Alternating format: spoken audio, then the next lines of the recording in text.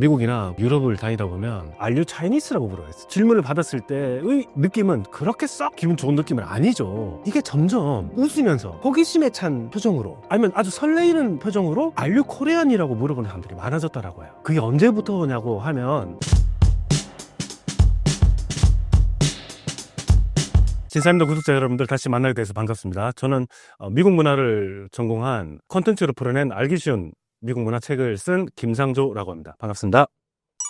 현재 미네소타에서 벌어지는 총격 사건으로 인해 미국이 반으로 갈라진 현재 상황과 총격 사건의 전말에 대해서 알 수 있을까요? 2025년 말경에 트럼프의 지지율이 38% 사상 이제 최저치로 나타났었는데, 자, 그거를 좀 반등시키려고 했었는지, 그 다음에 이제 베네수엘라 사태가 일어났었잖아요. 그때 미국 여론이 거의 한 반반 정도에 이를 정도로 지지율이 조금 상승하는 면이 없잖아 있었습니다. 그런데 이번에 미네소타에서 그 연쇄 그 총격 사건이 일어났잖아요. 그 사건이 일어나고 난 다음에 여론조사를 했더니 1월 23일, 25일 했던 여론조사 결과는 어떤 거를 보여줬냐면 전체적으로 지지율이 38%로 다시 하락을 했고, 그리고 여론조사에 응했던 58%에 가까운 미국인들이 지금 좀 반이민 정책이 너무 심하다라고 이렇게 이야기를 했던 것 같습니다. 그래서 여론 추이는 예전에 비해서 조금 안 좋아지지 않았나 이렇게 우리가 알아볼 수 있겠습니다. 자, 미네소타는 현재 그 이민 단속 요원들이 3,000명 정도의 이민 단속 요원들, 그러니까 연방 요원들이 대도시인 미네아폴리스에 투입이 된 상태였습니다. 그런데 이번에 1월 초부터 그리고 지난주에 연쇄 총격으로 무고한 시민 2명이 이제 사망을 하면서 지금 현재 그 전시 상태에 가까운 극심한 혼란 상태에 빠져 있는 상황입니다. 예를 들어서 2026년 1월 7일 날 그 비무장이었던 그 시민권자였습니다. 사망했던 그 두 분 다 시민권자였는데, 그 르네 굿이라는 여성이 그 차 안에 있었는데 그러니까 이민 단속 요원들을 이제 아이스 요원들이라고 하는데, 그 아이스 요원들로부터 이제 총격으로 사망을 했고, 그리고 이어지는 1월 24일 날 우리로 따지자면 이제 보훈병원에 근무하고 있는 알렉스 프레티라는 간호사입니다. 남성입니다. 자, 이분이 요원들에 의해서 이제 사살이 되는 그런 사건이 일어났었는데, 자, 그 사건이 일어나고 나서 미네소타 주의 주지사인 팀 월츠가 있습니다. 이분이 그 사건이 일어나고 난 다음에 어떤 발표를 하냐면, 이거는 이제 법 집행이 아닌 그 약탈적 행위로 규정을 해서 더 이상 연방 요원들이 미네소타에 들어오는 것을 이제 반대를 한다. 그래서 전체적인 혼란스러운 질서를 회복하기 위해서 그 주 방위군을 투입한다라고 해서 지금 현재 미네소타에 있는 미네아폴리스에는 주 방위군도 투입된 상태이고, 연방 단속 요원들도 3,000명 가까이 투입된 상태라, 자, 이들이 현재 지금 갈등을 겪고 있는 그런 상태라고 볼 수가 있겠습니다. 이 사건이 정당방위와 무고한 시민에 대한 살인 중에서 어떤 쪽에 더 가까운가요? 많은 미국인들이 이 상황에 대해서 조금 분노를 하고 있는 이유가 뭐냐면, 희생당한 두 명 다 비무장 상태였다는 겁니다. 자, 그리고 두 번째 희생당한 간호사였던 프레티라는 사람 역시 연방 정부에서 이제 발표할 때는 총기를 들고 연방 요원들을 위협했기 때문에 거기에 대한 적절한 대응을 할 수밖에 없었다라고 이야기를 하지만, 지금 현재 촬영된 영상 여러 가지가 지금 나오고 있는데, 그 영상을 봤을 때는 이 프레티라는 사람이 손에 들고 체포됐을 당시에 손에 들고 있었던 것은 그 휴대폰이었다고 그러더라고요. 그리고 뭐 발견되었다는 총은 이 사람이 주머니 속에 들고 다녔던 총이었으므로, 미네소타주는 그 컨실드 캐리 이래가지고 공공장소에서 남들이 보이지 않는 내 가방 속 바지 주머니 속에 총을 들고 다니면 그게 합법입니다. 그래서 합법적인 상태에서 체포가 됐는데, 이민단속 요원들, 아이스 요원들이 이 사람을 체포해서 총을 들고 있네 라고 해가지고 이 사람을 결국 쏘게 된 거죠. 근데 또 상황을 이렇게 많은 미국인들이 목격을 했을 때 아주 좀 잔인했다고 이제 느끼는 측면이 뭐냐면, 여러 명의 요원들에게 둘러싸여가지고 총을 10방을 맞았습니다. 한 발, 두 발도 아니고 그 10발을 맞아가지고 사망을 한 어떤 그런 비극적인 장면이 촬영이 되었다는 거죠. 그래서 그 동영상을 접한 많은 미국인들이 분노를 한 상태고, 그래서 미국 전역에 들불처럼 지금 시위가 일어나고 있는 상태입니다.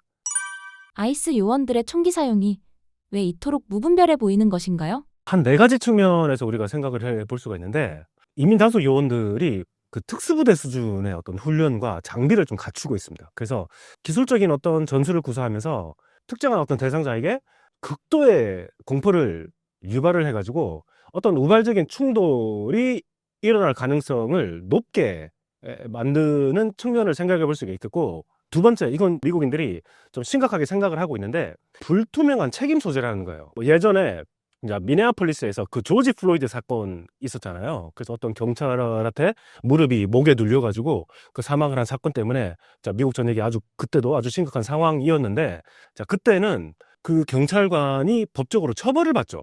법으로. 미네소타 주에 있는 법으로 처벌을 받는데, 이 연방 이민국 단속 요원들은 면책권을 받습니다. 그래서 이 사람들에 대한 책임은 연방 정부에서 물을 수가 있어요. 그래서 또 문제가 뭐냐, 이게 연방 정부의 책임에서 연방 정부에서 조사를 했을 때 내부적으로만 이루어지는 어떤 조사 체계 때문에, 만약에 이런 요원들에 의해서 과잉 진압의 어떤 사태가 일어났을 때 거의 처벌이 이루어지지 않는다라고 해요. 그리고 세 번째, 좀 비인격화된 어떤 대응을 줄 수가 있는데, 어떤 특정한 뭐 용의자가 있을 때 뭐 합리적인 의심을 해서 뭐 당신 뭐 불법 이민자지 뭐 아니지 해서 이렇게 가서 조사를 하겠죠.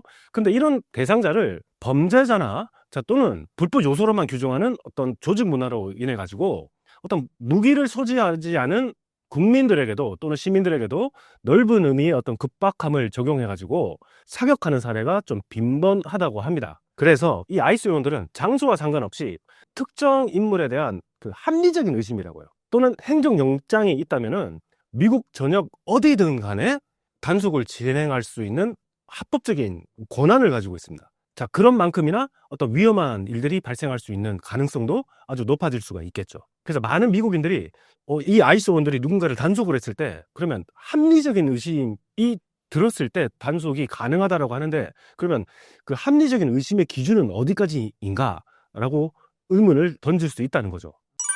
왜 하필 미네소타에 아이스를 보낸 것인가요? 자, 미네소타는 지금 현재 연방정부의 반이민 정책에 반하는 피난처 도시의 역할을 상징적으로 많이 하고 있었습니다. 그 피난처 도시란 게 뭐냐면, 많은 난민 사태가 일어났었죠. 특히 이제 바이든 사태 때 그 수십만 명의 난민들이 특히 이제 중남미에서 밀고 들어왔을 때 그런 난민들을 받아주려는 노력을 했던 어떤 특정한 대도시 지역들이 있었는데, 미네소타도 이제 그 중에 한 대도시였죠. 이런 상징성을 가지고 있기 때문에 트럼프 정부에서 어떤 정치적인 본보기가 되도록 좀 투입을 하지 않았나, 이렇게 보는 시각도 있습니다. 자, 그래서 특히나 이제 피난처 지역이라고 불리는 이런 대도시들은 특히 민주당 강세 지역입니다. 그렇기 때문에 연방 정부에 협력하지 않는 이런 미니아폴리스 같은 도시에, 그리고 이 주를 담당하고 있는 주지사, 민주당 출신의 어떤 주지사를 좀 굴복하기 위해서 2~3천 명에 가까운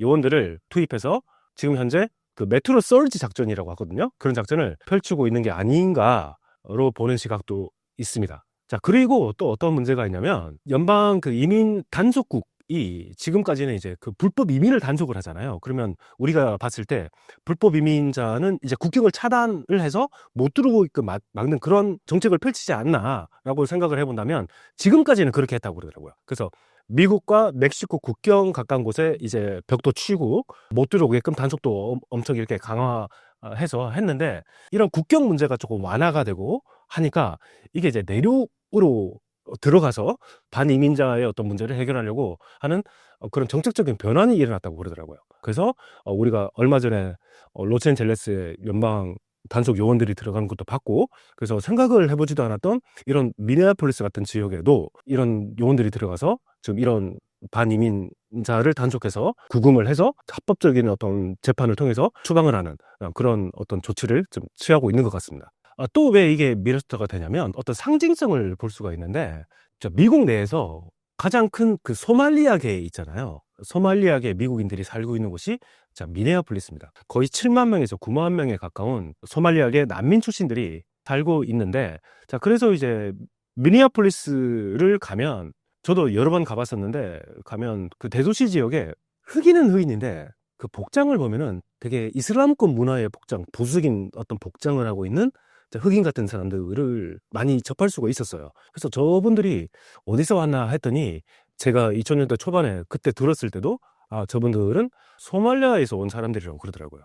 원래 이제 소말리아는 아프리카 동쪽 위치한 나라잖아요. 그래서 되게 더운 나라 출신 사람들인데 어떻게 미국에서도 가장 춥다는 미네소타로 어떻게 이주를 했나 봤더니 정책적으로 난민들을 도와주는 정착하게끔 어떤 도와주는 미네소타만의 어떤 정책이 예전부터 그렇게 탄탄하게 실행이 돼 왔었다고 하더라고요. 또 예를 들어서 6.25 전쟁 이후에 그 미네소타 대학교 교수진과 관계자들이 한국을 와가지고 뭐 재건 정책, 농업 정책 같은 것들을 많이 펼쳐줬다고 그러더라고요. 그래서 그런 어려운 한국의 상황을 봤을 때 미네소타 주에서 함께 뭘 했냐면 입양아들을 미국 쪽으로 입양이 될 수 있게끔 미네소타에서 많이 노력을 해가지고 전 세계 입양으로 나간 한국 입양아들 중에서 거의 10에서 20% 가까운 숫자가 지금 현재 미네소타에 있습니다. 자, 그리고 베트남이 이제 1975년에 패망을 하죠. 패망을 하고 난 다음에 그 베트남 난민들도 미국에서 많이 받아줬는데, 자, 그때 베트남 전쟁 기간에 그 미국이 이제 비밀 전쟁이래 가지고 베트남과 그 라오스 밀림 지역에 살고 있는 그 몽족이라고 있습니다. 영어로는 이제 흐몽족이라고 하는데 그 몽족 사람들을 특수훈련을 시켜가지고 특수 임무에 이제 투입을 시켰던 그런 사례가 있었는데, 거기에 훈련받고 투입되었던 그 몽족 출신 사람들을 미국에서 어떤 인도주의적 차원에서 미국으로 많이 난민으로 이렇게 받아줬었는데 그중 대다수가 미네아폴리스로 갔습니다. 그래서 뭐 베트남 라오스 지역에서 건너갔던 그 몽족 출신의 숫자가 거의 한 8만 명에서 9만 명이 된다고 합니다. 그렇기 때문에 우리가 생각했던 것보다 미네소타주 그리고 미네아폴리스라는 지역은 상당히 많은 다양성을 가지고 있고 그런 다양성이 좀 조화롭게 공존되고 있었던 그런 곳이었는데 지금 이런 비극적인 사태가 발생하고 있다는 거죠. 2026년 현재 트럼프 정권에서의 추방 재판 추세는 어떤가요? 공정한 심리보다는 속도전을 통한 효율적인 추방에 중점을 두고 있는 것 같습니다. 그래서 뭐 망명을 좀 허가를 해줬던 판사들을 많이 해고를 했다고 그러더라고요. 그래서 2025년 말 이민 판사의 거의 7분의 1에 해당하는 한 100명에 가까운 판사들이 해고가 되어서 그 판사들이 지금 대체가 되었고, 새롭게 임명한 판사들을 통해서 지금 현재 구금시설에 불법 이민자라고 구금하고 있는 지금 숫자가 거의 한 7만 3천 명 가까이 된다고 해요. 앞으로의 시민들의 시위와 나스닥 지수에 미네소타 사건이 어떤 영향을 미칠까요? 그래서 지금 현재 어떤 시위의 성격이 어떤 이민자 보호에서 지금은 이제 시민 생존권 수호를 하자라는 그런 분위기로 많이 바뀌었다고 그러더라고요. 그래서 이번 사건 이후의 시위는 국가가 무고한 미국 시민권자까지 사살했다는 분노로 옮겨갔기 때문에 지금 현재의 상황은 주지사가 주 방위군을 지금 투입한 상태고 그 주 방위군들이 연방군 또는 반이민 단속 요원들과 지금 대치를 해서 지금 갈등을 겪고 있는 그런 상태로 볼 수가 있겠습니다. 그리고 이 미네소타 이민 정책 이 사태가 뭐 특히나 이제 미네소타 경제 또는 나스닥에 끼치는 영향이 어떤 건가를 우리가 생각을 해본다면, 미네소타가 우리가 알고 있는 전 세계적인 기업들이 위치한 곳이에요. 그래서 대표적인 그 기업이 3M입니다. 우리가 잘 알고 있는 포스트잇 같은 거를 생산하고 다양한 어떤 그런 창의적인 제품들을 생산하는 그 기업의 본사가 미네소타에 있고, 그리고 베스트바이, 우리나라로 따지면 그 하이마트 같은 전자양품점이 있습니다. 베스트바이 그리고 이마트 같은 타겟 전국적인 체인망을 갖고 있는 회사들, 또는 미국에서 가장 큰 의료 보험 회사 그 유나이티드 헬스케어 같은 그런 포춘 500에 들어가는 글로벌 기업들이 미네소타에 기반을 두고 있는데, 지금 이런 사태 때문에 지금 어떤 일이 일어나고 있는가? 경제적 마비 시대가 지금 되고 있다고 해요. 첫 번째, 지금 이런 사태, 지금 사망 사건 그리고 이어지는 어떤 대규모의 어떤 시위 때문에 그 미네아폴리스 사업장의 매출이 거의 80% 정도가 감소를 했다라고 합니다. 그리고 두 번째, 그 노동력이 좀 증발하는 문제가 지금 이 미네소타 주나 이 도시에서 지금 심각하다고 하는데, 왜 그러냐면 이 아이스 요원들이 그 사업장 같은 곳들을 또는 그 사업장의 주차장까지 급습을 한대요. 그렇다면 거기서 일하고 있었던 두려움에 질린 직원들이 출근을 못하는 사태가 발생을 하겠죠. 비일비재하게 발생을 한대요. 그리고 또는 이 공장의 생산 라인이 멈추는 일까지 발생을 한다라고 합니다. 그리고 병원 같은 것들도 지금 어떤 운영하는 것들이 어려워지고 있다라고 하는데, 왜냐하면 이번에 두 번째로 사망한 사람도 간호사였다라고 하잖아요. 그래서 본인들의 안전이 보장받지 못하는 지금 상황에 있는 어떤 그런 위험에 처해 있기 때문에 뭐 출근을 자제하는 사람들도 생겨나고, 그리고 내가 제대로 된 어떤 이민자 경제로서의 어떤 제대로 된 서류를 갖추고 있지 못한 사람들은 단속당하면 바로 잡혀서 추방당할 수 있기 때문에 이제 의료 서비스를 받는 거를 거부하는 사태가 발생하기도 한다라고 해요. 그렇기 때문에 이게 여러 가지 종합적으로 미네소타 주에 큰 경제적인 타격을 지금 입히고 있는 상황이라고 우리가 이제 볼 수가 있겠습니다. 그리고 이런 영향 때문인지 참다 못해가지고 이제 3M, 아까 말씀드렸던 타겟, 그리고 미네소타를 대표하는 CEO 한 60여 명이 1월 25일 날 기준으로 역사적인 첫 공동 성명을 발표를 했다라고 해요. 그럼 이 내용은 어떤 건가? 비극적 인명 손실과 그 광범위한 어떤 혼란을 더 이상 방관을 할 수가 없다라고 해서 연방 정부와 주 정부가 제발 좀 협력을 좀 해라. 안 그러면 우리 미네소타 주의 경제까지 무너질 수가 있다라고 지금 호소를 하고 있다라고 합니다. 그리고 또한 마지막으로는 증시에서도 저 경고음을 지금 보내고 있다라고 하는데, 예를 들어서 이번 주 월요일 개장과 동시에 타겟이 3.8%, 그리고 유나이티드 헬스케어 같은 그런 의료회사의 어떤 주가도 마이너스 8.5% 정도 하락할 정도로 전반적으로 미네소타 경제가 큰 타격을 지금 입고 있는 상태라고 합니다. 현재 K-팝보다 인기 있는 새로운 한류와 심상치 않은 미국 현지 상황은 어떤가요? 지금 현재 북미에 있는 어떤 한류는 공연장의 열광을 넘어가지고 현지인의 어떤 일상적 라이프 스타일로 완전히 체질 개선을 마친 상태라고 볼 수가 있겠습니다. 예를 들어서 K푸드가 있잖아요. 그래서 K푸드 같은 거는 예전에 제가 2000년대 초반에 미국에 있을 때까지만 해도 이국적인 음식들 아니면 코리아타운이나 한국 식당에만 또는 한국 마트에 가서만 즐길 수 있는 그런 것이었다면, 자, 지금은 어떤 보편적인 어떤 식단, 미국인들의 식단에도 올라올 수 있는 가성비 웰빙 식단으로 여겨지는 상황까지 오게 된 것이죠. 뭐 예를 들면 여러분들도 뭐 기사를 통해서 보셨듯이 그 냉동 김밥 같은 거 있잖아요. 그래서 유명한 마트 체인인 뭐 트레이더 조스 같은 곳에 얼마 전까지만 해도 그 한국에서 수출한 그 냉동 김밥이 품질 사태를 겪기도 했다고 합니다. 근데 왜 이렇게 김밥이 이렇게 인기가 있어졌나? 예전에는 제가 있을 때까지만 해도 한국 김밥이라면 뭐 코리안 스시라고 했어요. 그런데 이게 김밥이라고 사람들도 이제 하게 된다는 거죠. 그래서 이게 이제 점점 코리안 스시라고 더 이상 굳이 설명을 안 해도 이제는 김밥 이러면은 스시하고 다른 한국에서 온 김으로 만들어진 뭔가 비건들한테도 상당히 몸에 좋고, 아니면 요즘에 미국에서 또 글루텐 프리 같은 것들이 유행을 한다라고 해요.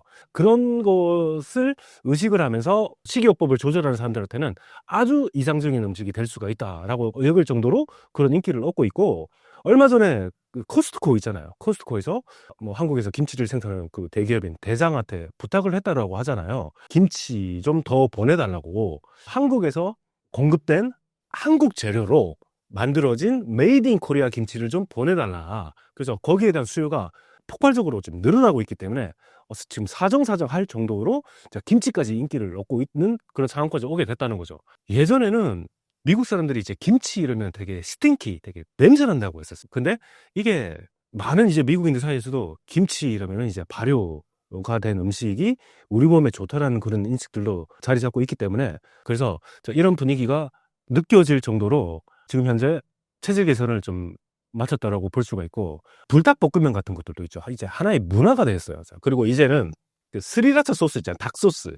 그 스리라차 소스 바로 옆에 이제 고추장이 놓여 있는 그런 모습들도 우리가 목격을 하고 있고, 그 다음에 불닭볶음 챌린지 같은 거 있잖아요. 그래서 미국 젊은이들 사이에서 그거를 먹고 즐기는 문화들도 인기를 얻고 있어가지고, 한국식 매운맛은 어떻게 받아들여지냐면 도전해야 할 멋진 문화로 격상이 되었다고 하더라고요. 그리고 또한 뉴욕에 있는 파인 다이닝부터 해서 미국 유타주에서 시작된 컵밥이라는 한국식, 처음에는 한국식 그 프랜차이즈 외식이 나중에 만들어졌는데, 자, 그런 것들이 미국에서도 인기를 얻어가면서 한국 음식 같은 것들도 미국 외식의 어떤 표준의 한 부분이 될 정도로 인기를 얻어갔다는 거겠죠. 특히나 요즘 미국 대도시의 폭력 사건, 절도, 그리고 마약 문제 같은 것들이 많잖아요.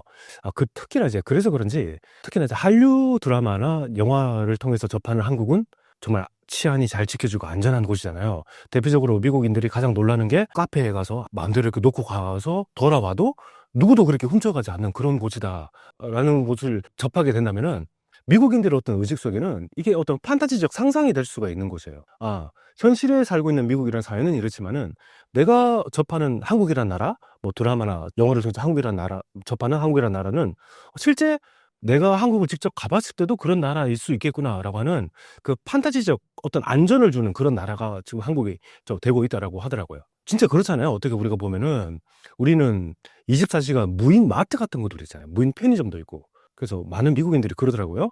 자기들 나라 같으면 상상할 수 없을 거라고. 사람들이 다 그냥 가져가고 며칠 만에 이렇게 문을 닫는 상태가 될 수밖에 없는 그런 곳이었을 건데, 한국은 그런 삶의 질이 보장이 될 수 있는 그런 치안이 제공되는 그런 나라이구나 라고 사람들의 인식이 점점 이렇게 강해진다는 거겠죠. 자, 그리고 한국적인 어떤 문화 같은 것들도 우리가 볼 수 있겠는데, 케이팝 데몬 헌터스 같은 거 있잖아요. 그거를 젊은 애들만 이렇게 즐기는 게 아니고 미국 극장에서도 엄마, 친구, 엄마, 아빠 함께 가서 이제 가족들이 즐길 수 있는 하여튼 문화적인 요소가 되어 왔다는 거겠죠. 그러니까 그런 만큼이나 한국적인 것이 미국인들의 어떤 라이프 스타일의 부분이 되어서 미국인들이 즐기는 것일 거고, 또 한 가지 더 생각을 해본다면 화장품 생각을 볼 수가 있겠죠. 그래서 그 유리 피부라고 하잖아요. 한국 사람들은 짙게 화장을 안 하고도 아주 곱고 멋진 색조를 유지하면서 피부를 가꾸어 나간다라는 인식이 있는데, 그래서 유리 피부란 게 이제 고유 명사가 되었다고 하더라고요. 그만큼이나 한국적인 어떤 화장 기법, 그리고 한국 화장품을 쓴다는 것은 고품질이면서도 합리적인 가격으로 내 스킨을 케어할 수 있는 그런 제품이다라는 인식을 많은 미국인들이 하고 있는 상태라는 거겠죠. 제2외국어로 한글을 배우는 나라와 유학 사례를 소개해 주신다면요? 제가 지난 학기 4학년 전공 수업을 했었거든요, 강의를. 그래서 강의가 40명이 수업을 들었었는데 22명이 외국인 교환학생들이었습니다. 국적을 보면 당연히 중국 학생들, 동남아 학생들도 있고, 몽고에서 온 학생들도 있었고, 대만에서 온 학생들, 그리고 독일, 스페인, 프랑스, 이태리, 그리고 또 어느 나라까지 있었냐면은 몰도바에서 온 학생까지 있었습니다. 어떤 여학생이었는데, 아니 몰도바는 어디에 있는 나라냐라고 물어봤었죠. 물어보니까 우크라이나 바로 이웃하고 있는 나라라고 하더라고요. 그러면 그 먼 나라에서 왜 한국을 그렇게 오고 싶어 했냐라고 하니까, 중고등학교 때부터 자기가 접했던 케이팝 있잖아요. 그거를 통해서 한국 드라마에 관심을 가지게 되었고, 그리고 나서 이제 한국어를 배우기 시작을 했다라고 하더라고요. 그래서 이제 배웠던 한국어를 한국에 직접 와가지고 사람들을 직접 만나면서 연습도 하고 그 문화를 직접 이제 경험하고 싶어서 왔다라고 하는 학생들이 대부분이었습니다. 그럴 정도로 지금 전 세계적으로 한국어의 인기는 아주 대단한 인기를 지금 얻고 있다는 걸 지금 반증하겠죠. 홍콩 같은 경우만 해도 2025년도부터 그 제2외국어 선택 과목에 한국어를 채택을 했더라고요. 그런데 별도의 시험을 만들어서 시험을 치게끔 하는 게 아니고, 한국에서 직접 운영하는 그 토픽이라는 게 있습니다. 한국어 능력 시험. 그거를 몇 점 받았는지를 기준으로 평가를 한다라고 하고, 그리고 이제 미국만 해도 지금 200개 이상의 국공립 초중 고등학교에서 한국어를 지금 현재 가르치고 있다라고 합니다. 그리고 특히 이제 대학 내에서 한국어 수강생이 지난 5년 동안 거의 한 38% 정도 급증을 했고, 다른 나라 언어들, 특히 이제 독일어, 프랑스어의 인기는 감소했는데 그만큼이나 한국어의 인기는 증가했다는 걸 보여주겠죠. 당연히 태국 같은 나라도 2011년부터 한국어를 고등학교 정규 과목으로 채택을 하기도 했었고, 그리고 기타 일본, 프랑스, 호주, 뉴질랜드, 우즈베키스탄 같은 그런 나라들이 대입시험 과목으로 한국어를 지금 채택하고 있을 정도로 한국어가 지금 많은 나라들에서 인기를 얻고 있습니다. 현재 삼양의 주가가 매우 높습니다. 매운 것이 열풍인 현 상황을 어떻게 해석해야 할까요? 2026년 현재 그 삼양식품이 식품 대장주를 넘어서 이제 황제주 반열에 오른 배경과 미국 내 그 매운맛 열풍의 본질을 그 세 가지 측면에서 우리가 생각해 볼 수가 있겠습니다. 자, 하나는 이제 문화적 현상인데, 고통을 공유하는 어떤 디지털 놀이 문화가 이제 정착을 했다라고 해요. 틱톡과 유튜브를 중심으로 이제 불닭 챌린지 같은 것들이 그 일시적인 유행을 넘어서 어떤 세대 간의 놀이로 자리를 잡았다라고 해요. 카디비와 같은 그런 초대형 셀럽부터 일반인까지 그 매운맛의 고통을 받는 그런 모습을 공유하면서 사람들이 그 유대감을 형성해 나가는 측면을 우리가 생각을 해볼 수 있겠고, 두 번째로 이제 가격 경쟁력이 입증한 독보적 브랜드 가치를 생각해 볼 수가 있겠습니다. 지금 현재 삼양의 어떤 주가가 높은 이유는 삼양식품이 미국 시장에서 그 완벽한 가격 결정력을 가졌기 때문이라고 합니다. 그래서 예를 들면 그 2025년도 하반기 때 미국 내 라면 관세가 인상되었다라고 해요. 거기에 아랑곳 없이 삼양이 공급가를 10% 올렸다라고요. 그것만큼이나 월마트 같은 그런 마트에서도 14% 정도 가격을 인상했는데, 그럼에도 불구하고 판매량은 오히려 더 늘었다라고 합니다. 그래서 과거에 우리가 이제 코카콜라가 콜라 시장을 만들었듯이 삼양에서 만든 이 불닭이란 것이 미국 내에서 스파이스 치킨 플레이버드 누들스, 우리말로 하면은 매운맛 치킨 라면이라는 새로운 식품 카테고리를 창조를 했다고 합니다. 그래서 이 불닭면에 대체할 수 있는 대체제가 없기 때문에 소비자들은 가격이 올라도 기꺼이 그 가격을 지불해서라도 이 불닭볶음면을 소비를 한다라고 해요. 그런 장점을 삼양이 갖고 있다라고 하고, 그리고 마지막으로는 우리 한국식 라면이라는 것이 일종의 예전에 그 에스닉 푸드, 그러니까 특정한 어떤 인종 문화 그룹만 즐기는 그런 문화, 어떤 라면이 아니고 지금은 주류 식단으로 편입이 되었기 때문에 삼양이 큰 힘을 지금 발휘할 수 있지 않았나로 생각해 볼 수 있는데, 예를 들면 최근 통계에 따르면 미국 전체 면류 있잖아요. 누들. 면류 수입량 중 한국 라면의 비중이 거의 48%에 육박을 한다라고 해요. 이는 이태리에서 수입한 파스타의 거의 4배가 된다고 합니다. 그 정도로 한국 라면의 인기가 많이 커졌다는 것도 삼양이 강세를 띠고 있는 그런 요인 중에 하나가 될 수 있겠죠.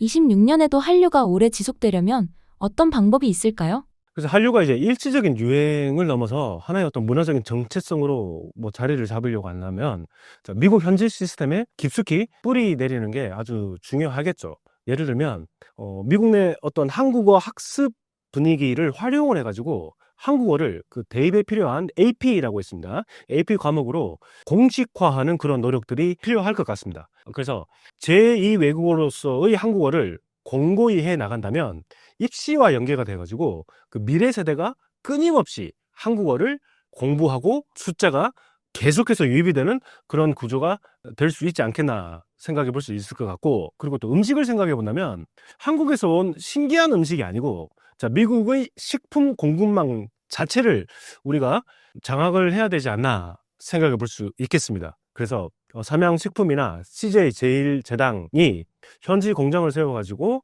미국산 재료로 한국 맛을 보편화했듯이 미국인들의 냉장고 속에 우유나 빵처럼 상시 구비되는 품목이 되어야 하지 않나, 저는 그렇게 보고 있고, 존경받는 문화로서의 한류가 되어야 되지 않겠나, 저는 그렇게 보고 있습니다. 다른 말로 하면은 그 단순히 재미있는 콘텐츠를 넘어서 가지고 미국 사회가 고민하는 어떤 사회적 이슈 같은 거 있죠. 요즘에는 ESG가 화두가 되고 있는데, 그런 ESG도 우리가 선도를 하고 다양성, 어떤 환경에 관한 이슈 같은 것들에 대한 보다 더 많은 그런 메시지를 담아가지고 한국 문화는 아주 의미 있는 문화구나라는 것을 인식을 우리가 심어줘야 되지 않을까, 그렇게 생각을 하고 있습니다. 예를 들면 어떤 사례를 생각해 본다면 BTS의 팬덤인 아미가 있잖아요. 그래서 이 아미가 미국 내 인종차별의 같은 문제, 그래서 환경보호 문제에 대해서 많이 앞장을 서 왔잖아요. 그래서 이런 거를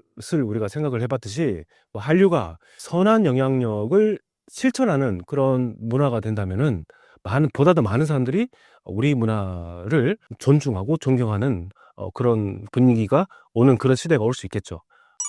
최근 26년 미국 뉴욕 등 각지에서 중국산 펜타닐 합성마약 동물성 마취제가 확산해 미국 마약 중독이 폭발적으로 증가했다는 것이 사실인가요? 예전에 우리는 이제 그 펜타닐만 들어봤잖아요. 그 펜타닐은 냄새만 맡아도 자기도 모르게 중독이 될 정도로 중독성이 아주 강한데 거의 헤로인의 50배가 된다고 해요. 그 정도로 중독성이 있습니다, 펜타닐이. 요즘 이제 미국에서 이제 문제가 되고 있는 게, 사람들이 이제 펜타닐을 복용을 했다가 이제 약효가 떨어지면 이제 금단 현상이 올 거 아니에요. 그럼 그 금단 현상을 상쇄를 시키기 위해서 그 자일라진이라고 불리는 동물성 마취제를 함께 복용을 한다라고요. 그래서 불법적인 마약 시장에서는 그 트랑크라고 불린다라고죠. TRANQ. 그래서 트랑크를 주십시오 하면 그런 합성된 마약들이 유통이 된다라고 하는데, 이게 어떤 문제를 발생을 시키냐? 펜타닐 문제가 있을 때까지만 해도 이거를 해독시키기 위한 엄청난 의료적인 노력들을 해가지고 뭐 옥시코틴 같은 그런 해독제가 나왔다라고 해요. 펜타닐만 복용했었다면 마약 해독제를 통해서 그나마 살아남을 수 있는 가능성들이 있을 수 있는데, 자일라진이라는 동물성 마취제까지 복용을 한 상태라면은 이제 구제가 불가능한 상태가 된다라고 해요.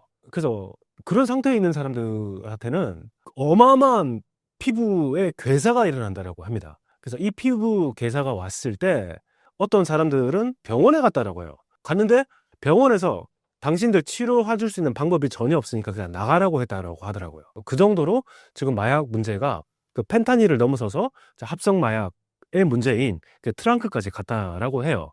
근데 여전히 트럼프 대통령을 비롯해서 많은 미국인들이 이런 미국인들에게 치명적일 수 있는 펜타닐 같은 것들이 어떤 재료들이 중국에서 수출이 돼서 멕시코로 유입이 돼서 멕시코 마약 카르텔들이 만들어서 미국인들의 삶을 지금 파괴시켜 왔다라고 하는 그런 정서들이 여전히 아주 강하게 많이 남아 있죠. 심지어 지금 캐나다에서는 펜타닐을 합법적으로 그냥 복용하십시오라고 한다고 하더라고요. 그러니까 단속에서 그냥 적당하게 복용하고 적당하게 문제없이 살아가는 것이 좀 더 낫지 않을까라고 하는 그런 식의 어떤 처벌이 아니고 재활이 좀 가능할 수 있는 그런 노력들로 여러 가지 다양한 방법들로 이렇게 노력을 하고 있다고 하더라고요. 더 이상 미국이 기회의 땅이 아닌 난리의 땅이 된 이유는 무엇인가요? 그래서 우리가 알고 있던 미국이 TV 뉴스나 신문 기사를 통해서 접하다 보면은 내가 알고 있는 그런 미국이 더 이상 아닐 수 있겠네라고 우리가 생각하게 되죠.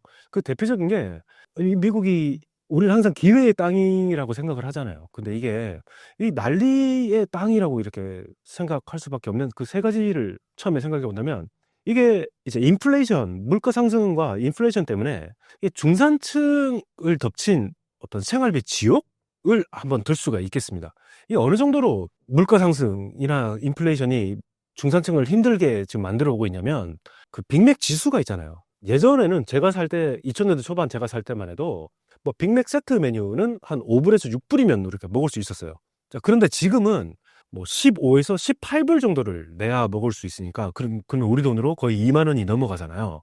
그리고 뭐 그런 만큼이나 나의 어떤 최저임금, 기본적인 임금 상승도 물가 상승을 따라잡고 있다면 문제가 없는데, 이 물가 상승이 뭐 최저임금이나 내 월급 수준의 임금 상승을 뭐 초월하는, 훨씬 앞서가는 그런 수준이 됐기 때문에, 그러면 기본적으로 예전에 나는 이 정도 급여를 받고 여유롭게 살 수 있는 중산층이었다면 지금은 아주 힘들어진, 아니면 워킹 푸어가 되는 그런 상태가 된 많은 미국인들, 특히 중산층들이 생겨났다는 거겠죠.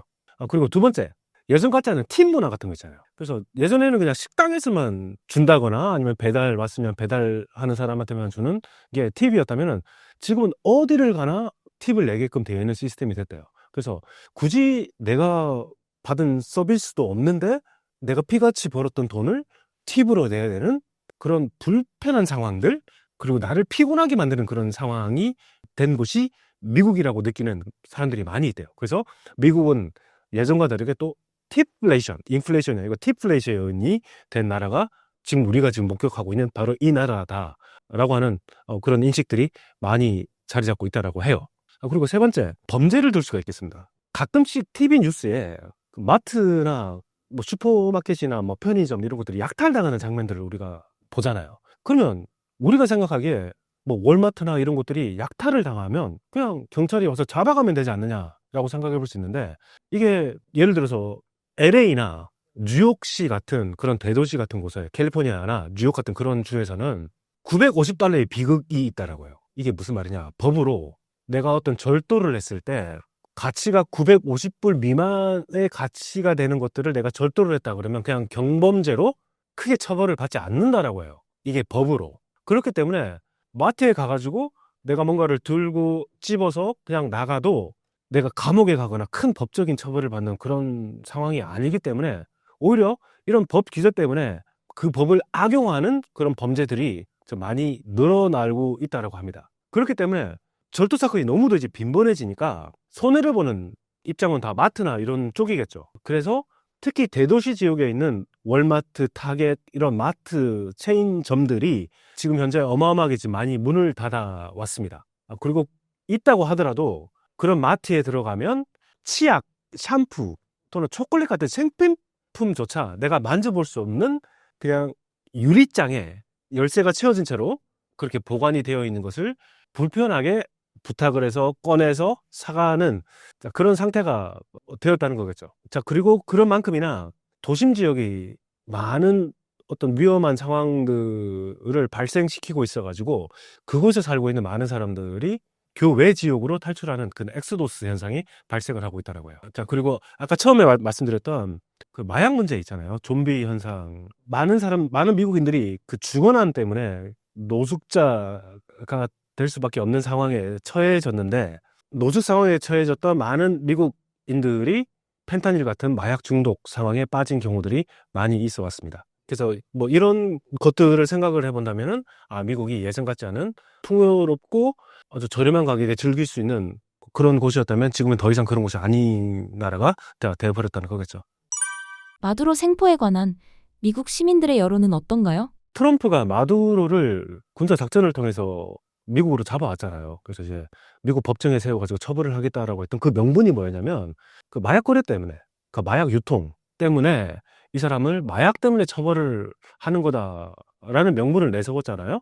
그래서 이 사건이 있고 나서 여론조사를 했는데, 그때 여론조사에서도 거의 분위기가 반반이었습니다. 그래서 군사적인 어떤 작전을 통해서 주권 국가의 어떤 뭐 지도자를 체포해서 데려왔던 것이 우리 미국 국익에 도움이 되는 거라고 생각하는 사람들도 한 반 정도가 됐다는 거죠. 왜냐하면 미국인들이 정말 진저리를 내는 것이 마약 문제이고 불법 이민자 문제이잖아요. 그래서 마두로는 많은 미국인들의 인식에는 그렇게 긍정적인 사람일 수가 없어요.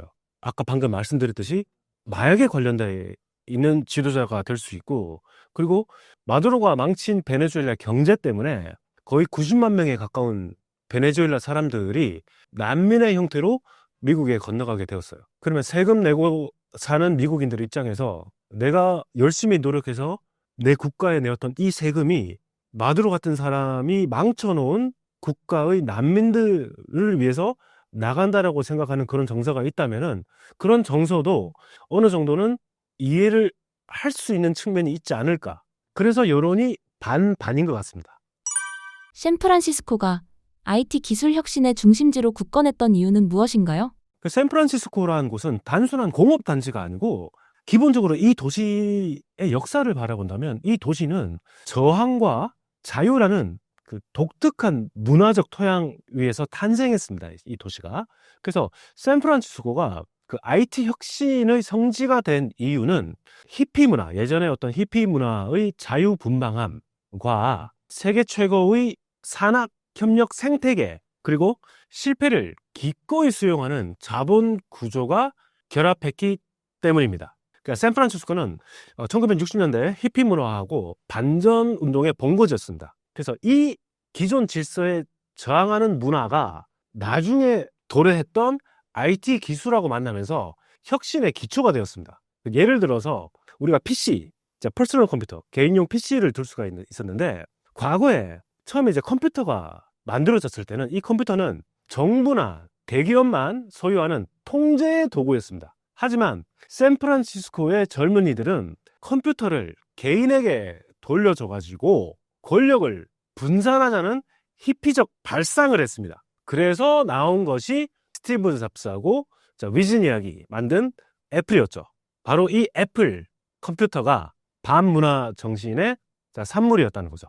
그리고 샌프란시스코 근교 옆에 있는 다양한 UC 버클리 대학도 있고 스탠포드 대학들도 있잖아요. 그래서 이런 주변의 세계 최고의 대학들과의 어떤 산업 협력을 통해서 이 도시가 많이 발전을 해왔는데, 예를 들어서 스탠포드 대학교의 실리콘밸리 아버지라고 불리는 터먼 교수가 있습니다. 이 교수님께서 자기의 제자였던 윌리엄 휴렛하고 데이빗 패커드한테 학교 근처에서 창업을 할 거를 권유를 해가지고 그 HP가 처음에 탄생을 하죠. 그래서 이는 대학의 연구 결과가 비즈니스로 이어지는 실리콘밸리의 어떤 그 시초가 되었습니다. 구글도 마찬가지입니다. 구글도 스탠포드 대학원생이었던 페이지하고 브린이라는 사람이 학교 지원을 통해서 네트워크를 형성해서 창업을 했다는 것이죠. 그래서 대학은 단순히 이제 공부하는 곳이 아니라 창업 아이템을 검증하고 투자를 이끌어내는 하나의 인큐베이터 역할을 수행을 했던 것이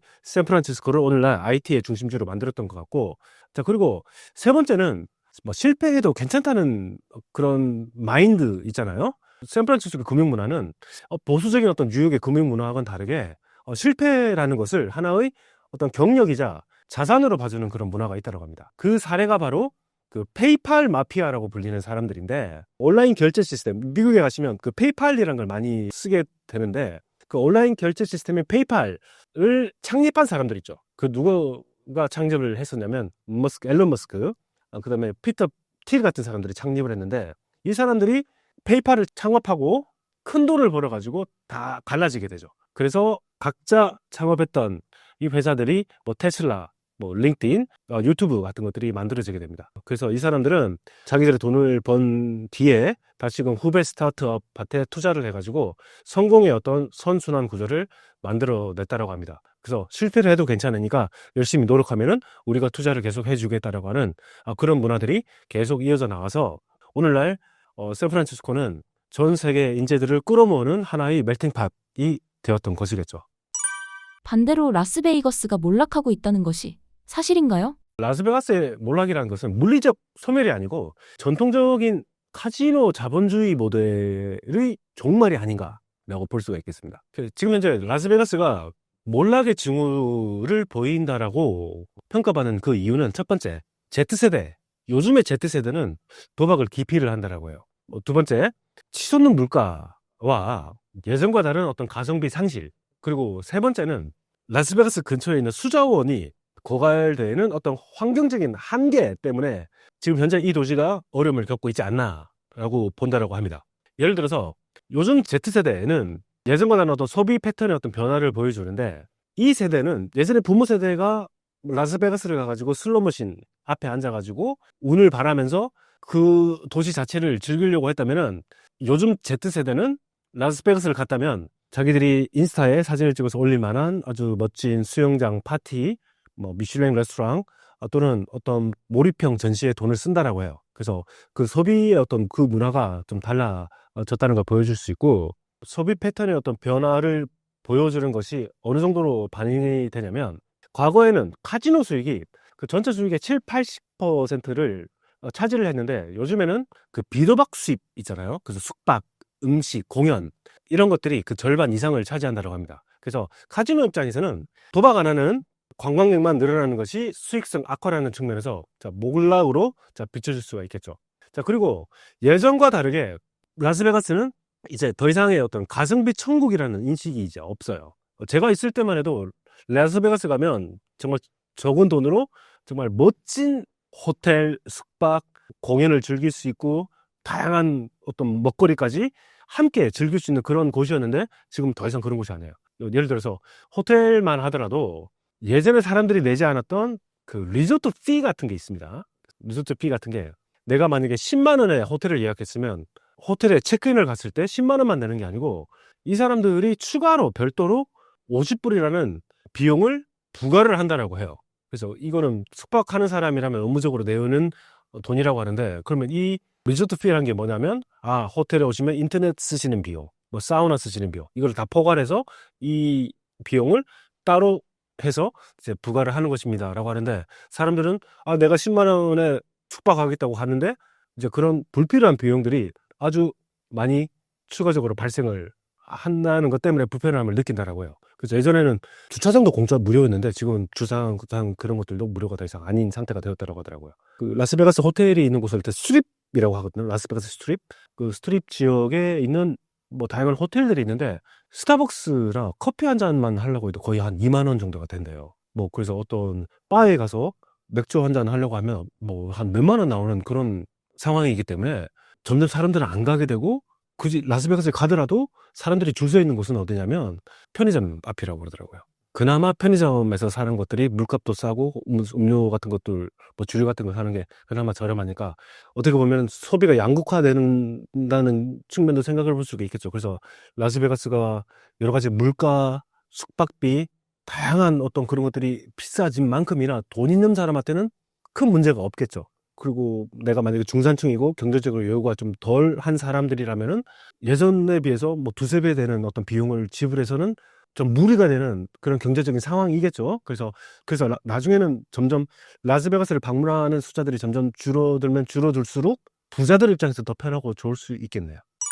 라스베이거스가 도박보다 공연이 더 활성화된 이유가 있을까요? 예전에는 라스베가스 그 카지노 운영의 어떤 비즈니스 모델이 뭐였냐면, 예전에 제가 아직도 기억하는데 2000년대 초반에 그 벨라지오 호텔 그 분수 있고 음악 따라서 분수가 있고 그 바로 앞에 있는 그 멋진 호텔 있잖아요. 그 호텔 그 뷔페를 갔었습니다. 그 뷔페가 그 당시 우리 돈으로 40불인가 됐었거든요. 그럼 한 5만 원 정도가 돼요. 갔는데 정말 산더미는 아니지만 이렇게 그 전날에 공수된 알래스카 킹크랩들이 정말 그 랍스터인 줄 알았어요. 그 정도 막 그 더미로 쌓여가지고 그거를 저렴하게 즐길 수 있는 그런 것에 아주 놀랬었고, 또 놀란 것들이 뭐냐면 공연이 있잖아요. 제가 마지막으로 봤었던 공연이 그 셀린디온 공연이었습니다. 그 셀린디온 제 앞에서 날아다니고 있더라고요. 근데 그게 우리 돈으로 100불이었어요. 그러니까 그 당시 환율 한 11만 원 정도 됐었는데, 그 정도 비용만 내도 요즘 공연 비용 비싸잖아요. 그 정도만 냈는데도 내 앞에서 셀린디온이 지나가고 있을 정도로 라스베가스는 그런 것들이 다 잘 돼 있더라고요. 그래서 라스베가스의 어떤 비즈니스 모델은 카지노 외에서는 손해를 보더라도 보다 더 많은 사람들을 라스베가스로 오게끔 해서 충당을 하겠다라고 하는 그런 모델들이었다라고 하더라고요. 그래서 뷔페라는 문화죠. 뷔페라는 문화는 그게 대중화된 거는 라스베가스가 최초였습니다. 그래서 와서 마음껏 드세요. 그 영어로는 all you can eat 이거든요. 드시고 싶은 만큼 마음껏이란 뜻이겠는데, 그것도 아주 저렴한 가격에 하니까 내놓으니까 사람들이 너도 나도 라스베가스를 가서 한 10,000원 주고 아주 배부르게 밥을 먹잖아요. 그러면 나갈 때 보통 그 호텔의 뷔페는 카지노를 쭉 지나가서 안쪽에 위치하고 있더라고요. 그러면 들어갈 때 뷔페 갈 때 뷔페 먹고 나올 때 카지노 슬롯 머신을 반드시 지나가게끔 돼 있어요. 그러면 소화할 겸 누르고 하면 그런 중독에 빠진 사람도 있겠죠. 대부분의 사람들은 기념으로 한 10불 20불은 하고 가자, 보통 사람들은 그러잖아요.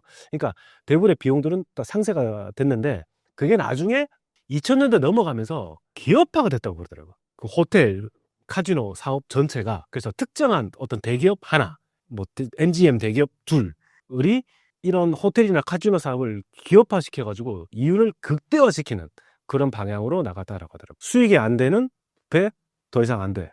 더 이상 이런 거 손해볼 수가 없어. 그러면 더 이상 많은 사람들이 우리 카지노나 호텔을 찾아올 필요까지는 없으니까, 그러면 우리는 수익을 극대화시키기 위해서 AI 알고리즘도 있다고 하더라고요. 그러면 호텔 숙박 비용도 사람들이 많이 찾는 날이다 싶은 AI 데이터가 나올 거 아니에요? 그러면 추가적으로 비용을 아주 추가로 부과를 시켜가지고 가격 조정을 통해서 그 수익을 극대화시키는 그런 모델로 나갔다고 그러더라고요. 그래서 내가 아주 부자라면 정말 예전보다 더 좋은 대접을 받을 수 있는 곳이 라스베가스가 되었고, 내가 중산층이라서 1년에 한 번 내 가족들 데리고 예전에 한번 돈 조금이라도 모아가지고 갔었던 그런 라스베가스였다면 지금은 그런 곳이 더 이상 아니게 되었다는 거겠죠. 그래서 사람들은 덜 가지만 이 기업들의 이윤은 더 늘어났다는 거죠. 그래서 이거를 봤을 때는 이 라스베가스 상황을 봤을 때 이게 보여주는 것이 이제 경제적으로 양극화되는 K자 형태의 소비 패턴이 라스베가스에서도 보여진다라고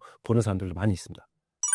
작년 해외 승무원들 사이에서 비행기 안에서 한국인을 구별하는 법이 화제였는데, 해당 방법과 최근 새롭게 한국인을 구별하는 방법이 있을까요? 압도적 속도를 줄 수 있겠죠. 예를 들어서 우리는 그 기내식 서비스가 시작되기 전에 미리 테이블을 펴고 경건하게 한국 사람들은 기다리고 있습니다. 그러니까 딱 보면 이 사람들 한국 사람들이야. 근데 외국 사람들은 어떤가? 나중에 한번 자세히 보시면 외국 사람들은 카트가 자기 줄에 도착을 해야만 비로소 테이블을 펴거나 짐을 정리를 합니다. 자, 두 번째, 어떤 음료 먹을까도 우리는 미리 결정을 해놓죠. 예를 들면 승무원이 질문하기도 전에 그냥 오렌지 주스 또는 커피라고 우리는 답을 준비를 하고 있죠. 그리고 또한 커피나 음료를 다 마시고 나면은 승무원이 수거하기 편하도록 완벽하게 다 걷어서 겹쳐서 이제 건네주죠. 그런 사람들 보면 대부분이 한국 사람이었어요. 그리고 세 번째, 착륙 전에 빛의 속도로 짐 챙기기 하는 사람들 보면은 이 사람들도 한국 사람들이더라. 자, 그런 식으로 이제 구별을 한다라고 합니다. 그리고 요즘에 새롭게 등장한 한국인 구별법이 있다라고 하는데, 비행기에서 장거리 노선을 탈 때가 있잖아요. 장거리 노선을 타면 세안 후에 당당하게 마스크팩을 건조하기도 하고 내 피부는 중요한 거니까 그렇게 마스크팩을 붙이고 있거나 수시로 얼굴에 또 미스트 뿌리는 분들 있죠. 이 뿌리는 승객은 거의 90% 확률로 한국 사람이래요. 왜냐면 저도 뭐 피부에 건조하지만 뭐 기내의 건조함을 참지 못하는 피부의 진심 문화가 우리들한테는 좀 있어서 그런지 모르지만 외국인들 눈에는 이게 되게 이색적인 광경으로 느껴진다라고 하더라고요. 자, 그리고 한국 사람들이 OTT의 달인이라고 불리잖아요. 그래서 기내 엔터테인먼트 모니터를 주로 이제 안 보고 우리는 뭘 보냐, 뭐 개인 태블릿이나 스마트폰에 뭐 넷플릭스, 유튜브 콘텐츠를 우리 미리 오프라인 저장을 해놓고 이어폰을 끼고 자, 집중해서 보죠.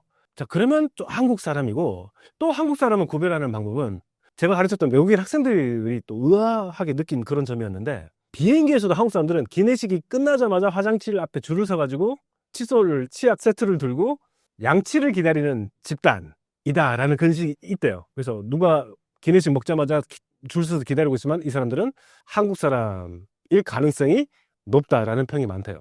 그래서 외국인 학생들이 한국 와서 느꼈던 문화적인 차이점, 생소하다고 느꼈던 거 뭐가 있었냐라고 물어봤을 때 그 답 중에 하나가 화장실에서 양치를 하고 있는 사람들이 그렇게 많다라고. 그러면 그 외국인 학생도 물어봤죠. 그 유럽 학생이었는데 니네들은 뭐 언제 하냐 하니까 그냥 아침에 저녁에 자기 전에 하면 되는 거지. 굳이 화장실에서 양치하는 모습은 되게 생소하다라고 하더라고요. 이게 틀렸다는 게 아니고 되게 보지 못했던 모습이었기 때문에 그랬다라고 하고, 그다음에 우리는 온돌 문화가 있어서 그런지 주로 이제 장거리 여행을 가면은 뭐 양말을 벗고 슬리퍼 같은 걸 챙겨가지고 슬리퍼를 신잖아요. 온돌 문화의 영향을 받아서 그런지 그걸 보면은 이 사람이 한국 사람일 가능성이 높다라고 본다라고 하더라고요. 외국인들은 겉모습만 봐도 한국인임을 알아챈다고 하는데 동양인들과 다르게 외모, 인성 등 주로 어떤 점을 보고 구별하나요? 첫 번째로는 압도적인 어떤 정동감을 볼 수 있겠습니다. 한국 사람들은 아시아 국가 사람들 중에서도 가장 세련되고 정제된 이미지로 비춰진대요. 그 대표적인 게 그 물광 피부 있잖아요. 그 피부 색깔을 보면 한국 사람이라고 구별이 될 수 있는 게, 일본 사람들은 화장이 조금 진한 볼터치가 들어간대요. 중국 사람들은 아주 강렬한 그 레드립 또는 윤곽 메이크업을 하는 편이기 때문에 거기와 조금 구별이 되는 모습을 딱 보면 아, 이게 한국 사람일 거야 라는 그런 구분이 가능할 것 같고, 다른 동양 사람들에 비해서 요즘 우리가 패션을 선도한다라고 하잖아요. 그래서 그런 트렌디한 복장을 아주 여행지에서도 유지를 하고 있는 사람이다 이러면은 한국 사람일 가능성이 높고, 그 다음에 특히 또 한국 사람들은 시즌별로 유행하는 어떤 브랜드가 있잖아요. 전부 다 노스페이스. 그럼 한국 사람이라고 하더라고요. 특정 시즌에 유행하는 것들을 특정 브랜드 로고가 이제 전신에 붙여져 있는 상태로 이렇게 많이 다니는 사람들을 보면 한국 사람들일 가능성이 높고, 또 구별할 수 있는 방법은 그 특유의 장비빨? 예를 들면 뭐 외국에 가가지고 해외 유명 관광지 있잖아요. 그 스위스 융프라우 같은 거를 같은 데 가면 고가의 어떤 그 등산복을 풀세트로 갖춰 있고 선글라스를 쓴 채로 빠른 걸음을 거리고 있다면 100% 한국 사람이래요. 카페나 공공장소에서 누구 대신 지갑이나 뭐 휴대폰을 놓고 그걸 서로 맡아주고 가져가지 않고 하는 그런 사람들을 보면 한국 사람일 가능성도 뭐 높다는 걸 또 추가해 볼 수도 있겠습니다.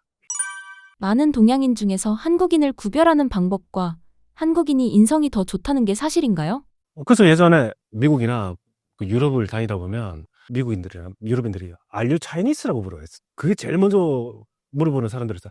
어쩌다가 Are you 뭐 Japanese라고 물어보고 대부분 Are you Chinese라고 물어보는데, 그런 질문을 받았을 때의 느낌은 그렇게 썩 기분 좋은 느낌은 아니죠. 나 한국 사람인데 왜 중국 사람이라고 이제 보는지, 우리가 느끼기에는 저 사람들 뭐야라고 느꼈는데, 나중에 그 미국 친구한테 물어봤어요. 왜 차이니스라고 물어본지 모르고, 난 코리안인데 대부분의 미국인들은 왜 나를 차이니스라고 물어본지 모르겠다라고 물어보니 하는 말이, 미국에서도 인구 대비로 봤을 때 가장 많은 동양 사람이라고 하면 그 중국인들이기 때문에. 자, 그리고 두 번째, 미국인들 눈에는 이 사람이 한국 사람인지 중국 사람인지 일본 사람인지 하는 그런 구별의 어떤 인식이 잘 안 되신대요. 자기들이 인식할 때는 다 비슷하게 생겼다고 그러더라고요. 반면에 우리는 좀 알 수 있잖아요. 아, 머리 스타일이나 피부 색깔, 옷차림 보면은 아, 당연히 중국 사람일 거고 당연히 일본 사람일 거라고 우리는 인식을 하지만, 미국인들이 보기에는 그런 인식하는 구별법들이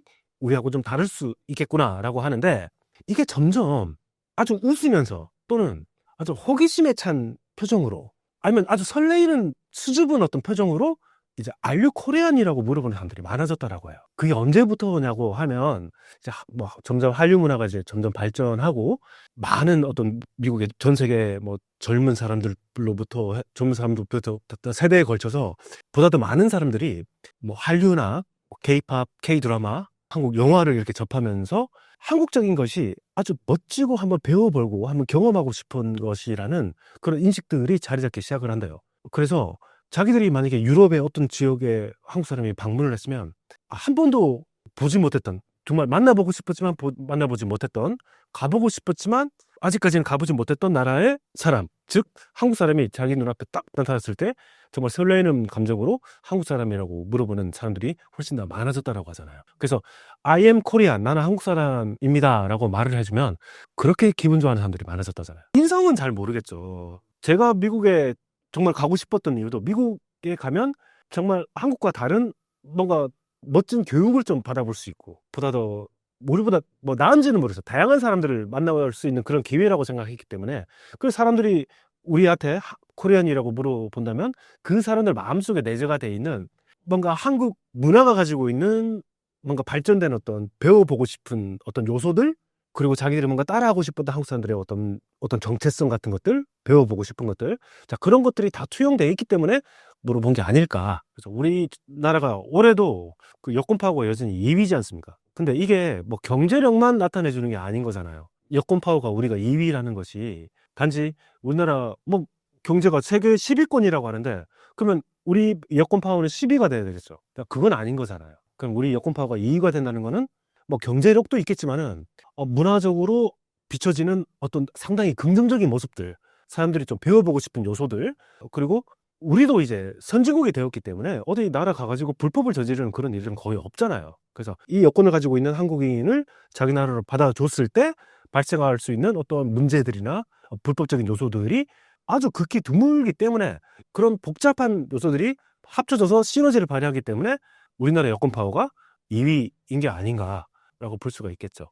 예전에 되게 서러웠습니다. 처음에 2000년대 초반에 미국을 갔는데, 미국을 그때 가려면은 여행을 가더라도 미국 비자를 신청해서 대사관 가서 인터뷰하고 갔었어야 됐잖아요. 근데 그때 갔더니 그 당시에도 일본인들은 무비자로 미국을 오더라고요. 그래서 나라의 국력이 여권 파워와 함께 이렇게 이게 서로 맞물려서 가는구나, 그때 처음에 느꼈었죠. 근데 그런 우리나라였는데 지금 점점 저 발전을 더 해 나가가지고, 이게 경제적인 발전만 보여주는 게 아닌 거잖아요. 문화적인 발전, 정치적인 발전, 그리고 민주주의적인 어떤 성숙함의 어떤 정도가 여러 가지로 복합적으로 반영이 되기 때문에, 자, 그래서 지금은 이제 한국이라는 나라는 뭔가 배워보고 싶은 나라, 한번 가보고 싶은 나라, 자, 그런 사람들 중에 상당히 많은 숫자의 학생들이 제 수업을 들었던 거였죠. 한국의 국립중앙박물관이 해외에서 이슈가 되고 인기가 많다는 게 사실인가요? 지금 줄 서 있잖아요. 사람들 거의 박이 터질 정도로 사람들이. 그래서 주말에는 가지 말라고 하잖아요. 너무 사람이 많아가지고. K-문화에 반해 한국에 온 해외 학생 사례가 있을까요?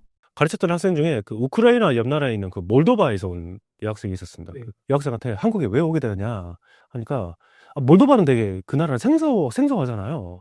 바로 우크라이나 옆에 있으니까 혹시 뭐 전쟁 같이 하고 있을 것 같고 피해 입고 있을 것 같고 했는데, 꼭 그런 나라는 아닌데, 그러면 몰도바에 살고 있는 학생들 중에서 한국으로 교환학생 온 학생들 몇 명이나 되냐, 그렇게 많지는 않대요. 왜냐면 몰도바는 구소련 체제에 같이 있었던 나라였기 때문에 주로 중국을 많이 갔다고 하더라고요.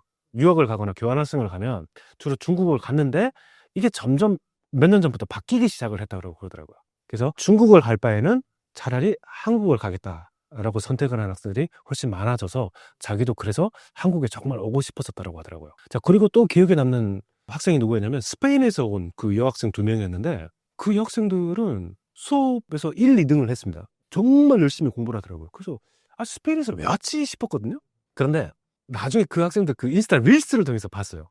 뭘 했느냐 봤더니 자기들은 춤추러 갔더라고요. K-팝 댄서를 이제 꿈꾸고, 그래서 주말에 보니까 이 학생들이 어디를 가냐면 춤을 배울 수 있는 곳에 가가지고 계속 춤추고 연습하고 그렇게 배우면서 이렇게 한 학기를 보내고 갔는데, 그 학생한테 물어봤어요. 그 한국 사람들 춤 잘 추지? 그러니까 잘 춘대요. 근데 어떤 게 조금 약간 너희들이 춤추는 거하고 좀 달라 보이니? 라고 하니까 물어보니까 그 여학생이 뭐라고 하냐면, 한국 댄서들이 춤을 정말 잘 추는데 가끔씩은 로봇처럼 보인다고 그러더라고요. 뭔가 인간이 춤추는 게 아니고 좀 로봇이 추는 것처럼 약간 느껴져서 뭔가 인간적인 어떤 그런 면들이 함께 섞여서 조화를 이루면 좀 좋지 않을까라는. 그럼 너는 그러면 인간적으로 춤을 추면 어떻게 춤을 추는 거냐? 그 자기 릴스를 보라고 그러더라고요. 미친 듯이 추더라고요. 미친 듯이. 그냥 감정을 이제 분출을 하는 그런 식으로 자기만의 어떤 방식으로 그런 식으로 추던데, 그래서 그 한국을 오기를 선택했던 그 학생들의 목적은 그 정도로 이렇게 그 다양했다는 거예요. 그리고 또 한 명, 그 투르크메니스탄에서 온 학생이 있었어요. 여학생이 있었습니다. 투르크메니스탄, 그 스탄 나라에서 왔잖아요. 어디에 있냐, 투르크메니스탄은. 우즈베키스탄 옆에 있다고 그러더라고요. 자기 나라 사람들 중에 해외로 유학을 잘 안 보내준대요. 자기가 최초 허락받은 여학생 중에 한 명이라고 그러더라고요. 영어도 잘하고 정말 잘하더라고요. 한국은 왜 오고 싶었냐, 투르크메니스탄에서. 한국말이 그렇게 연습하고 싶었다고 그러더라고요. 그래서 초등학교, 중학교 때부터 한국말을 혼자 공부를 했는데, 그 배웠던 혼자 공부했던 것들을, 그 언어를 한국에서 직접 이렇게 연습하고 싶어서, 그 한국말을 직접 경험해보고 싶어서 이렇게 왔다라고 이야기를 하더라고요. 이게 뭘 보여주느냐, 그만큼이나 그 소프트 파워적인 측면에서 예전에 우리는 세계 최고의 나라 이러면 미국이었잖아요. 그래서 저도 미국에서 공부를 하고 싶어서 공부를 하고 왔었고, 근데 점점 이제 미국이라는 나라가 대체가 될 가능성들이 있을 수 있겠다는 것을 한국이 보여주고 있다는 거죠. 그래서 요즘에 한국에 오는 그 유학생들도 처음에는 그 교환학생보다는 저 유학생들도 처음에, 예전에는 이제 그 한국어를 배우러 온 학생들이 많았어요. 그래서 지금은 그 공학 분야 있잖아요. 그 스템 분야, 수학, 과학, 엔지니어링, 여러 가지 그런 분야를 한국 지도 교수님 밑에서 배우고자 하는 그런 뭐 대학원생들, 그런 다양한 어떤 그런 학문을 추구하는 사람들이 미국 가는 것 대신에 한국을 선택하는 사람들도 훨씬 많아졌던 것만큼이나 우리나라도 여러 가지 면에서, 나라는 작지만은 뭐 경제 여러 가지 측면에서, 학문적인 측면에서 그렇게 크게 성장한 나라가 되어왔던 것 같습니다. K 문화를 접하고 한국에 온 사람들이 실망하거나 놀란 사례가 있을까요? 대부분의 학생들은 또 긍정적이었다 모르겠습니다. 학교에서 만났기 때문에. 그 러시아 여학생이 그러더라고요. 한국 사람들은 자기가 그 한국에서 5년 동안 생활을 했는데 지금도 자기가 이해가 안 되는 한국 문화가 있다고 하더라고요. 이 추운 겨울날 한국 사람들은 두꺼운 점퍼에 바지 입고 밖에 나가면서 왜 발은 슬리퍼 신고 나가요. 그래서 그 추운, 자기도 러시아에서 온 사람인데 이 추운 겨울날 한국 사람들이 슬리퍼 신고 다니는 그 문화는 자기가 도저히 이해를 못 하겠다고 하더라고요. 우스갯소리로 이렇게 이야기를 하더라고요. 근데 그 대부분의 어떤 그런 경험들은 되게 다 좋았다라고 이야기를 했습니다. 마지막으로 신사임당 구독자분들께 한 말씀 부탁드립니다. 미국 여권이 자유의 상징이었던 시대를 지나가지고 이제는 이제 한국 여권이 전 세계 경제 영토의 90%를 여는 가장 강력한 도구가 되었습니다. 하지만 진정한 외교 강국은 여권의 순위가 아니고 그 여권을 든 우리가 세계인들에게 어떤 가치와 감동을 줄 수 있느냐에 달려있지 않을까요? 그래서 우리가 함께 그런 노력들, 그리고 우리나라 문화만 전파하려는 그런 노력뿐만이 아니라 다른 나라 문화도 우리가 이해하고 수용하고 포용해 줄 수 있는, 그런 노력들을 함께 한다면은 그게 또 시너지를 발휘해가지고 강한 한류로서의 어떤 영향력을 더 펼쳐 나갈 수 있지 않을까, 그렇게 생각해 볼 수 있겠습니다. 감사합니다.